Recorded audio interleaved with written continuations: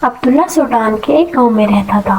وہ ایک غریب اور مفلس مگر دیندار شخص تھا۔ عبداللہ کے 2 بیٹے تھے۔ ایک دن اس کی بیوی نے اس سے کہا، اس دفعہ ہم بھی قربانی کے سعادت ضرور حاصل کریں گے۔ میں نے کچھ پیسے اس نیت سے جمع کیے ہیں۔ عبداللہ سوچ میں پڑ گیا۔ جب پیسے جمع ہو گئے تو عبداللہ نوز علاج کا روزہ رکھ کر قربانی کے جانور کی تلاش میں منڈی پہنچ گیا۔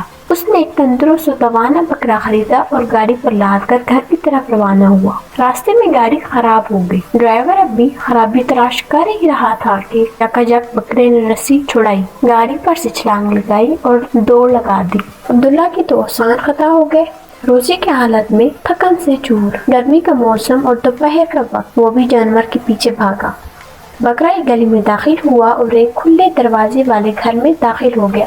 اس گھر میں جو چھوٹے بچے تھے، انہوں نے بکرے کو دیکھا تو شور مچا دیا۔ اماں ہمسائے نے ہمیں جانور بھیجا ہے۔ ماں بولی، ارے نہیں، یہ پڑوسیوں نے نہیں بھیجا بلکہ کسی اور کا ہے جو ابھی آ کر لے جائے گا۔ بچے اب ضد پر آ گئے، نہیں اماں، ہمارا بکرا آ گیا ہے، اب ہم اس کی قربانی کریں گے۔ عبداللہ اب اس گھر کے دہلیز پر پہنچ چکا تھا اور ماں اور بچوں کی گفتگو سن کر ایک فیصلہ کر چکا تھا۔ اجازت لے کر اندر داخل ہوا اور بچوں کی ماں سے کہا، بہن، عید تو بچوں کی ہوتی ہے، یہ بکرا اب ان بچوں کو مبارک ہو۔ اس خاتون کی آنکھوں میں آنسو آ گئے اور وہ بولی، بھائی آپ کا شکریہ، اب میرے یہ 3 بچے ہیں، اب میں ان کے خاطر میں بھی اسی سال قربانی کر سکوں گی، اللہ آپ کو اجر عظیم عطا فرمائے۔ عبداللہ اپنے گھر واپس ہوا تو خالی ہاتھ دیکھ کر اس کے بچوں نے پوچھا، ابا جان، ہمارا جانور کدھر ہے؟ عبداللہ نے کہا، ابھی بتاتا ہوں، ذرا صبر تو کرو۔ بیوی کو اشارہ کی اور تمام کہانی اکیلے میں کہہ ڈالی۔ وہ بولی، اچھا کیا، مگر ہم اب کیا کریں گے؟